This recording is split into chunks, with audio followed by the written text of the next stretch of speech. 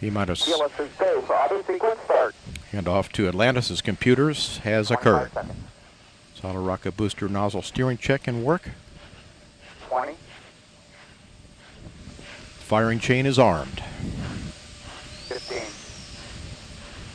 Go for main engine start. T-minus 10, 9, 8, 7, 6, 5. All three engines up and burning. 2, 1, 0, and liftoff. The final liftoff of Atlantis on the shoulders of the space shuttle. America will continue the dream. Roger roll, Atlantis. Houston now controlling the flight of Atlantis. The space shuttle spreads its wings one final time for the start of a sentimental journey into history. 24 seconds into the flight, roll program complete. Atlantis now heads down, wings level on the proper alignment for its 8.5-minute ride to orbit. 4.5 million pounds of hardware and humans taking aim on the International Space Station. 40 seconds into the flight, the 3 liquid fuel main engines throttling back to 72% of rated performance in the bucket, reducing stress on the shuttle as it goes transonic for the final time. Engines now revving up, standing by for the throttle up call.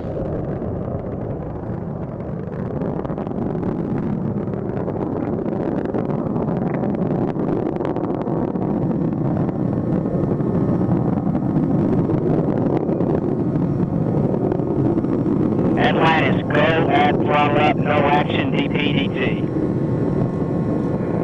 Go with throttle up, no action on DPDT. That call from Capcom Barry Wilmore, a transducer, instrumentation only, no action required.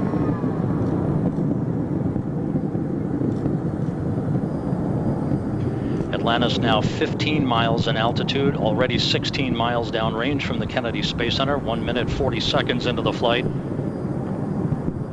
Atlantis flexing its muscles one final time.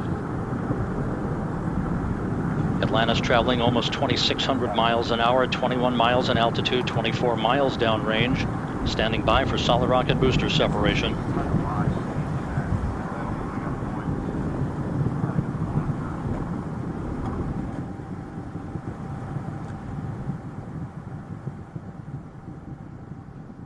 Booster officer confirms staging a good solid rocket booster separation. Guidance now converging. The main engine steering the shuttle on a pinpoint path to its preliminary orbit. 2 minutes, 20 seconds into the flight. Atlantis already traveling 3,200 miles an hour, 35 miles in altitude, 50 miles downrange. The propulsion officer reports the orbital maneuvering system engines have ignited. Atlantis kicking on its afterburners for 1 minute, 23 seconds for the final phase of powered flight. Atlantis, 2-engine foul. 2-engine foul. That call from Atlantis Capcom. is a single pane day, so in the event of contingency, you're in plane plus 230 on the ecal page. No comm VIs when you're ready to copy. Okay, in plane plus 230, go ahead. Press to ATO, 10.8. Press to MECO, 14.7. Press ATO, 10.8. Press to MECO, 14.7. That's a good read back, Atlantis. Because of the slightly late launch time, Capcom Barry Wilmore reading up to pilot Doug Hurley the updated abort boundaries for Atlantis, which is flying on the singular power of its 3 liquid fuel main engines, draining a half a ton of fuel per second from the shuttle's large fuel tank. 3.5 minutes into the flight, Atlantis traveling 4,200 miles an hour, 54 miles in altitude, already 120 miles downrange from the Kennedy Space Center. 3 good main engines, 3 good auxiliary power units, 3 good fuel cells for Atlantis.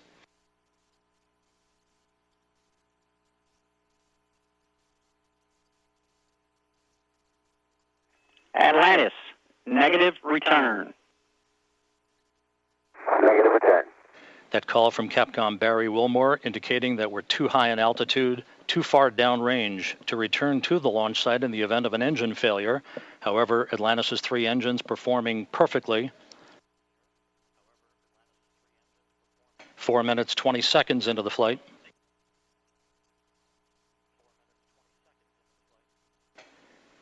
Atlantis currently traveling 5,500 miles an hour, 62 miles in altitude, almost 200 miles downrange. 4 minutes of powered flight remaining. Atlantis speeding straight as an arrow toward its date with the International Space Station Sunday morning.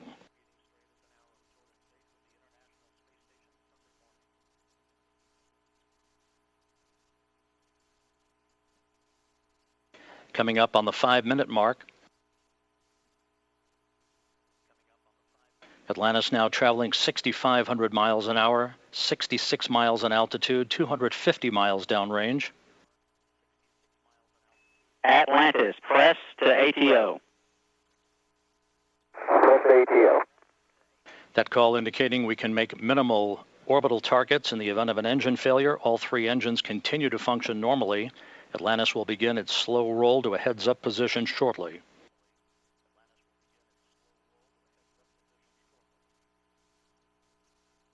Five and a half minutes into the flight. Atlantis traveling 7,700 miles an hour, 315 miles downrange. Atlantis, single engine, ops 3. Single engine ops 3.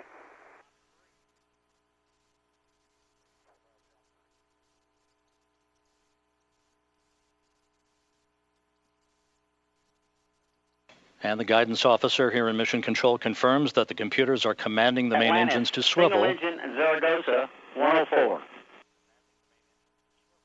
Single engine Zaragoza 104. We've rolled to a heads-up position now, providing better communications to the tracking and data relay satellite system as Atlantis heads uphill. 6 minutes, 20 seconds into the flight. Atlantis, press to MECO. Press to MECO.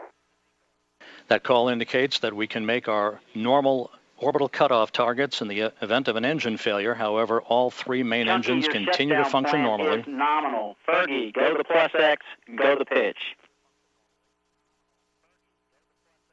Final shutdown plan. Go for the plus X, go for the pitch. That call indicating that we will be in good shape for the Atlantis, orientation single of engine Atlantis press, for external 104. tank photography following main engine cutoff. Now 7 minutes into the flight.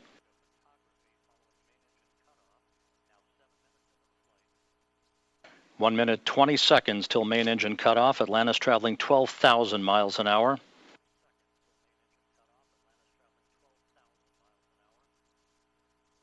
The main engines will soon be throttling down once again to limit the stress on the shuttle and its 4 crew members to that of 3 times the effective gravity. Atlantis currently traveling at a speed of more than 4 miles a second. 1 minute of powered flight remaining for Atlantis.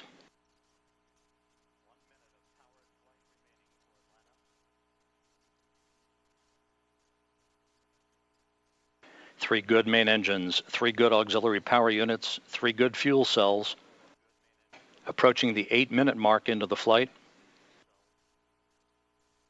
Atlantis now traveling more than 15,000 miles an hour.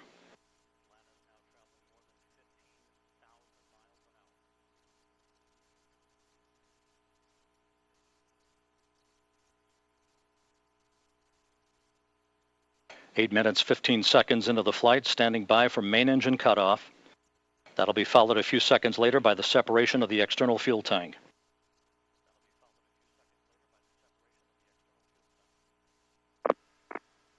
Booster officer confirms main engine cutoff. For the last time, the Space Shuttle's main engines have fallen silent as the shuttle slips into the final chapter of a storied 30-year adventure. Now standing by for external tank separation.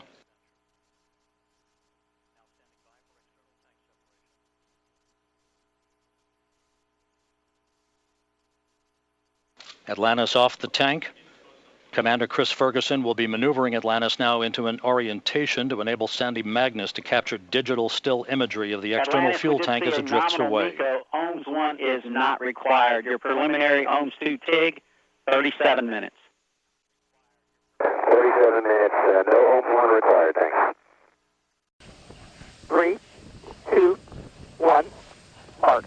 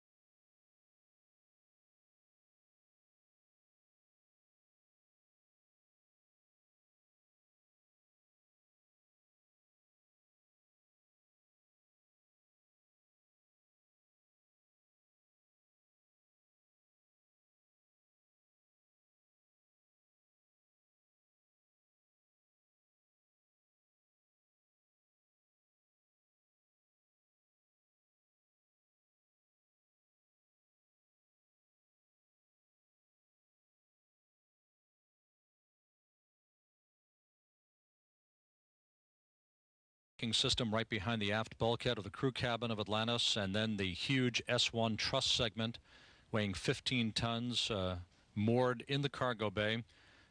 Again, that truss segment will be lifted out of the cargo bay by the station's robotic arm, the Canadarm2, which will be operated from a robotics workstation in the Destiny Laboratory of the International Space Station by Peggy Whitson and Sandy Magnus tomorrow morning, while we'll initiate the final approach for docking, which is just 50 minutes away.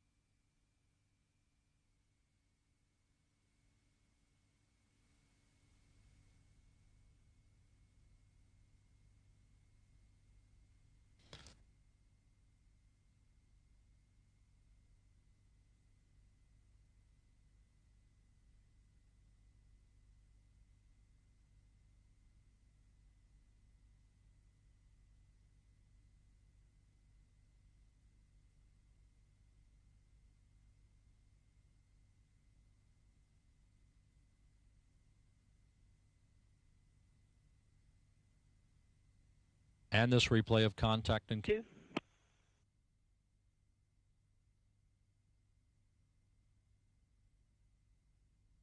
It's at minus 0.02. Copy, Peggy, and you are go to proceed.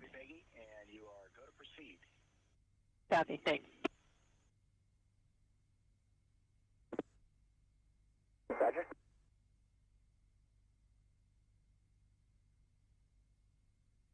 System right behind the aft bulkhead of the crew cabin of Atlantis, and then the huge S1 truss segment weighing 15 tons moored in the cargo bay.